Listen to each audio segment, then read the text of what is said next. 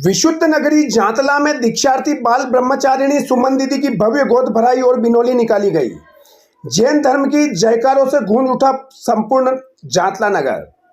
श्री 105 विशुद्धमती माताजी की प्रेरणा से बाल ब्रह्मचारिणी सुमन दीदी ने दीक्षा लेने का संकल्प लिया, जिसके तहत विशुद्ध नगरी जांतला में उनकी गोद भराई व बिनोली निकाली गई, जिसमें बड़ी संख्या में जांतला, सिंगोली, रावतभाटा, कोटा, बोराव, बिजोलिया, थड़ोद, धनगांव, टुकराई, चेची, कागरतलई आदि गांवों के जैन धर्मावलंबियों ने बड़ी संख्या में भाग लेकर दीदी के कार्यक्रम को भव्यता व गरिमा प्रदान की। बिनोली की शुरुआत दोपहर 1 बजे नई आबादी से शुरू की गई, जो ग्राम के सभी प्रमुख गली मोहल्लों से निकाली गई, जिसमें जगह जगह पर जैन धर्म के अनुयायियों द्वारा नाचते गाते अनुमोदना करते हुए अगुवाई की गई। कई स्थानों पर दीदी का भव्य स्वागत किया गया। इस दौरान उनके संयमी जीवन का अंगीकरण किए जाने पर कई महिला पुरुषों के खुशी के आंसू निकल गए। मंगलाचरण व गोद भराई स्थानीय बहनों द्वारा संतशाला में रखी गई। सभी महिलाओं ने सुंदर लहरिया या चुंदड़ की साड़ी पहन रखी थी। वहीं पुरुष वर्ग भी कुर्ता पजामा या सफेद वस्त्र पहने दिखाई दिए। बैंड बाजो ढोल धमाकों के साथ निकली शोभा यात्रा में नाचते गाते भक्तों व भगवान महावीर के जयकारों से पूरा माहौल पूरी तरह से भक्तिमय वातावरण में डूब गया। दीक्षार्थी बाल ब्रह्मचारिणी सुमन दीदी की भव्य गोद भराई बिंदोली का यह जांतला में ऐतिहासिक कार्यक्रम रहा। ज्ञात रहे कि जैन समाज में दीक्षा समारोह में कई प्रकार की कठिन प्रक्रिया को पूर्ण करने के पश्चात दीक्षा मिलती है।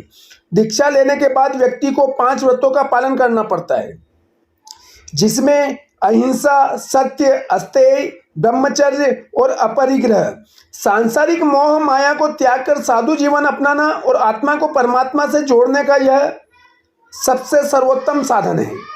दीक्षा लेने वाला व्यक्ति अपने सभी सांसारिक रिश्तों और नातों और सुख सुविधा व संपत्ति का त्याग कर एक साधु व साध्वी के रूप में जीवन जीने का कठोर व्रत लेता है।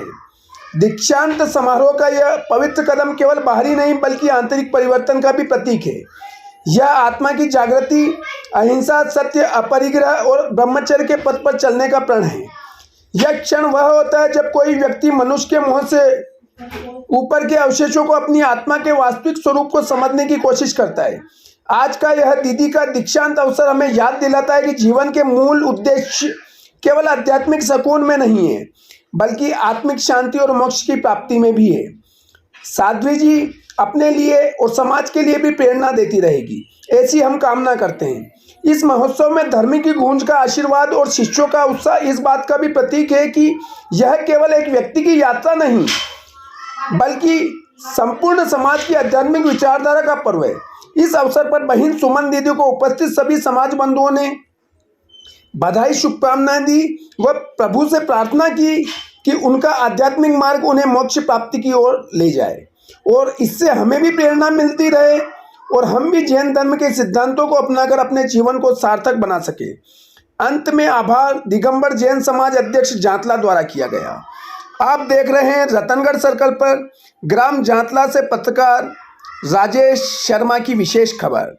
क्षेत्र की खबरों के लिए तुरंत सब्सक्राइब करें हमारे YouTube चैनल रतनगढ़ सर्कल।